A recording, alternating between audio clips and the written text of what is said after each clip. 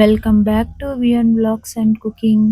ఈరోజు వచ్చి మనం హోటల్ స్టైల్లో చాలా టేస్టీగా ఉండే ఇడ్లీ సాంబార్ ఎలా చేయాలో చూసేద్దాం. ముందుగా ఒక గ్లాస్ కందిపప్పుకి హాఫ్ గ్లాస్ పెసరపప్పు వేసుకొని వాటర్ వేసుకొని బాగా వాష్ చేసుకోవాలి. ఇందులో కొద్దిగా ఉప్పు, పసుపు, ఆయిల్ టేబుల్ స్పూన్ వేసుకుంటే పప్పు అనేది చాలా త్వరగా ఉడుకుతుంది. ప్రెషర్ కుక్కర్లో 3 నుంచి 4 విజిల్స్ వచ్చే వరకు ఉడికించాలి.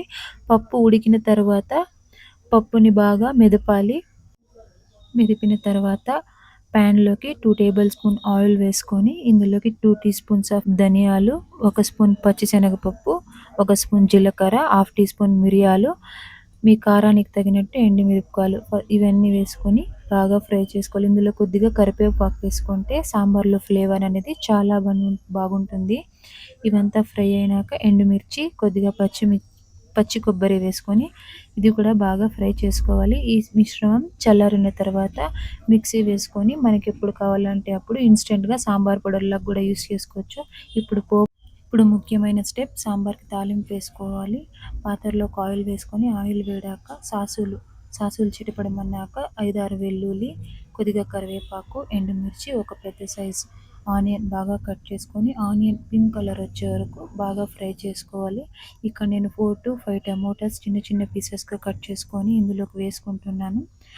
టమాటాలు త్వరగా ఉడకాలంటే ఇందులో కొద్దిగా ఉప్పు కానీ సాల్ట్ కానీ వేసుకొని ఫ్రై చేస్తే టమాటాలో ఉండే నీరంతా బయట వచ్చేసి టమాటా చాలా గుజ్జుగా అవుతుందన్నమాట. అప్పుడు సాంబార్ అనేది చాలా టేస్టీగా ఉంటుంది.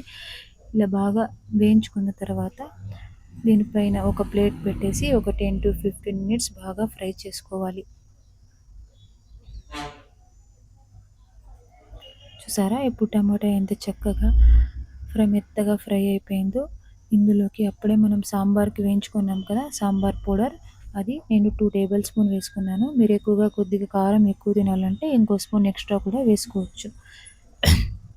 ఇప్పుడు ఒక ఉసిరికాయంత చింతకాయ నుంచి చింతపండు రసం వేసి సాంబార్లోకి వేయాలి. ఇప్పుడు ఉడకబెట్టుకొని మెదిపాం కదా పప్పు, అది కూడా వేసుకోవాలి.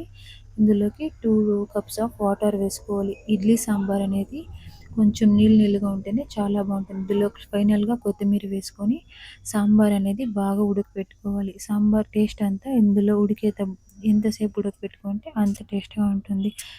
మీకు కనుక ఈ వీడియో నచ్చినట్లయితే నా ఛానల్ని సబ్స్క్రైబ్ చేసుకోండి. ఇది నా ఫస్ట్ వీడియో. ఏమైనా తప్పులు ఉంటే క్షమించండి. Thank you for watching this video. Thank you so much.